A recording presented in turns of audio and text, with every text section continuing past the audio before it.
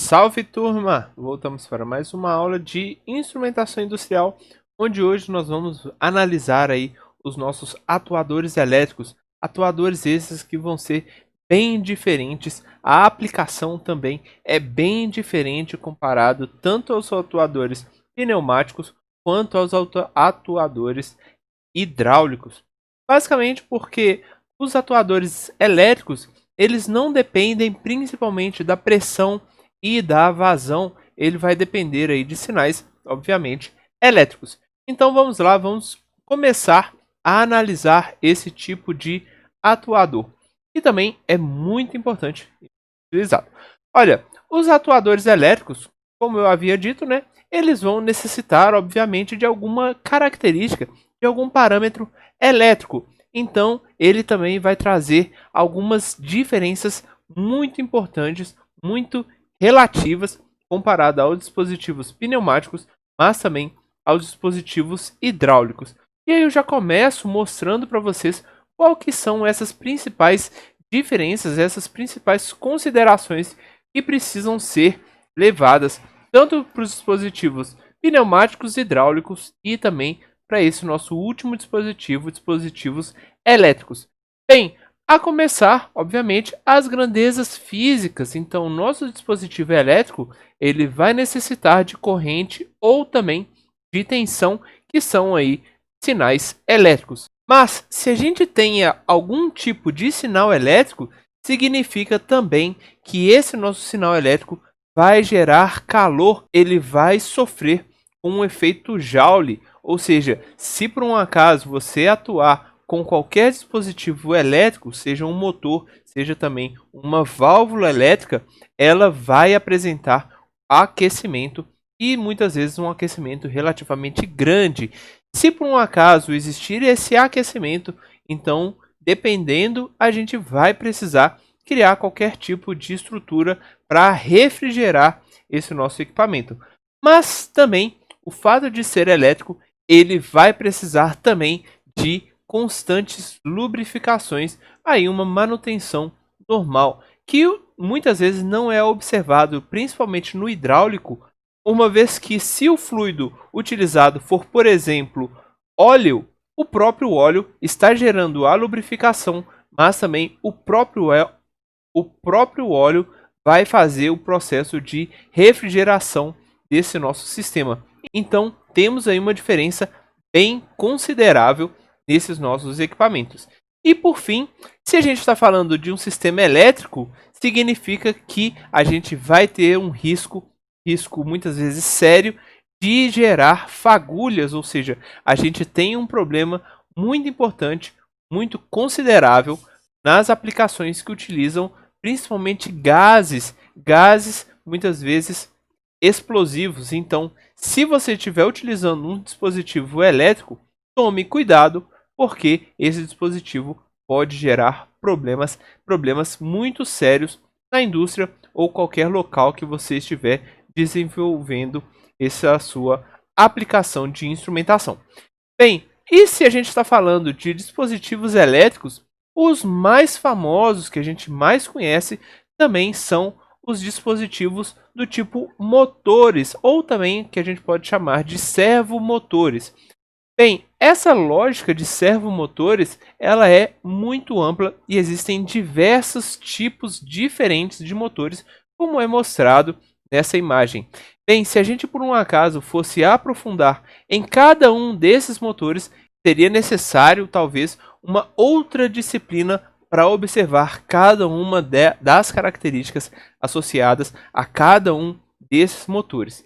Bem, então vou basicamente mostrar de uma forma geral, uma forma mais ampla, quais são as informações, porque o servomotor, ele basicamente indica que existe dentro dele alguma coisa, algum dispositivo responsável por criar um movimento de rotação, um giro, mas também existe algum tipo de sensor, como por exemplo os encoders que a gente já estudou no passado, ou talvez resolvers, que também é um outro tipo de sensor aplicado em motores responsável por medir tanto a velocidade angular quanto a posição que esse motor está desenvolvendo.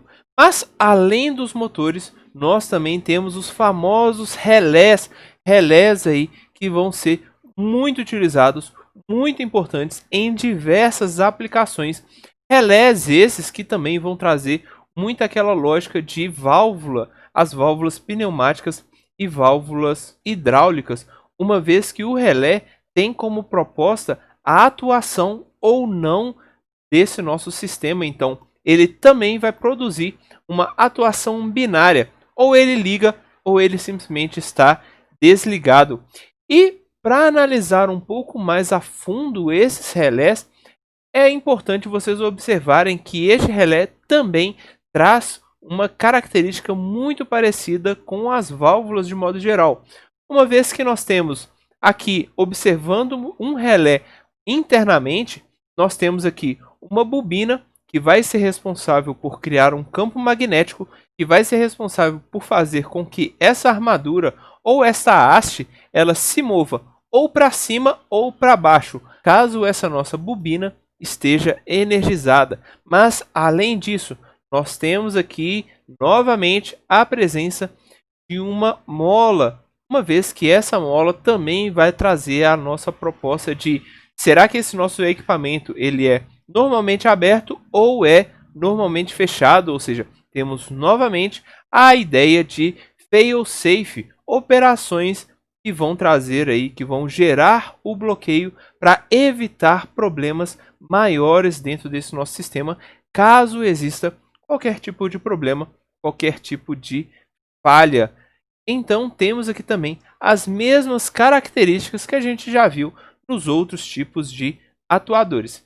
Mas aqui eu gostaria de mostrar para vocês uma característica bem diferente comparado aos sistemas elétricos aos sistemas pneumáticos ou hidráulicos, uma vez que o desenvolvimento, a lógica de controle desenvolvida, utilizada tanto nos pneumáticos quanto hidráulicos, eles são bem parecidos, que no caso aqui dos sistemas elétricos, eles serão bem diferentes, uma vez que o sistema elétrico ele vai ser utilizado, ele vai necessitar principalmente do que a gente chama de comandos elétricos. Comando elétrico vai ser como essa imagem aqui que é mostrada. Então a gente vai ter, por exemplo, aqui duas fases onde a gente vai trazer a lógica de energizar esse nosso equipamento. E aqui a gente tem alguns dispositivos disjuntores. Aqui nós temos algumas chaves, alguns contatores, lâmpadas e assim por diante. Ou seja, o comando elétrico ele também é responsável por mostrar como é que vai ser o funcionamento desse nosso equipamento. E como vocês conseguem observar aqui, a proposta dos comandos elétricos é também mostrar como vai ocorrer a ligação física de cada um dos equipamentos e em cada uma das portas disponíveis desses equipamentos. Equipamentos esses que poderiam ser contadores, relés, bobinas, motores e assim por diante, ou seja, temos aqui a mesma característica que é observada no nosso equipamento pneumático ou hidráulico, é também observada aqui, onde são mostradas quais são as portas disponíveis e caso seja atuado esse nosso equipamento, onde que ele vai fechar ou onde ele vai abrir.